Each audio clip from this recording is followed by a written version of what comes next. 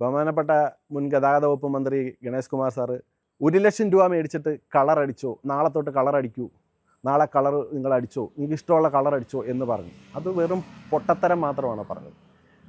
അങ്ങനെ 1,00,000 രൂപ മേടിച്ച് കളർ അടിക്കാനുള്ള ഒരു പ്രൊവിഷൻ ഇന്ന് നിലവിൽ MVD ആക്റ്റിലില്ല.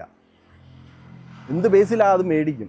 ഗണേഷ് കുമാർ സാറിനെ പോലെ അത്രയും അറിവും പരിജ്ഞാനമുള്ള ഒരാൾ അത് പറഞ്ഞതിൽ ഭയങ്കര വിഷമമുണ്ട്. അങ്ങനെ പറയാൻ പാടില്ല. അത് വിശ്വസിച്ച് കുറേ ആൾക്കാർ കണ്ണപ്പ എന്ന് ബാംഗ്ലൂരാണ് നമ്മുടെ കോൺട്രാക്ട് ഏരിയൻ്റെ ബോഡികളെല്ലാം 90% കെട്ടുന്നത്. അവിടെ എത്ര വണ്ടികൾ കളറടിച്ചിട്ടു. അവർ ലാസ്റ്റ് ഇവിടെ കൊണ്ടുവന്നിട്ട് പിന്നെ കളർ മാറ്റാൻ വേണ്ടി 1,00,000 രൂപ 80,000 രൂപ കൊടുത്ത് അത് മാറ്റേണ്ട അവസ്ഥ വന്നു.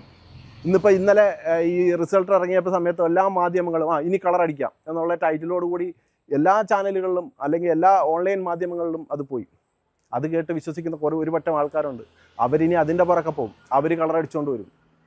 നിയമം യഥാർത്ഥത്തിൽ ഇതുവരെ ഇംപ്ലിമെൻ്റ് ആയിട്ടില്ല.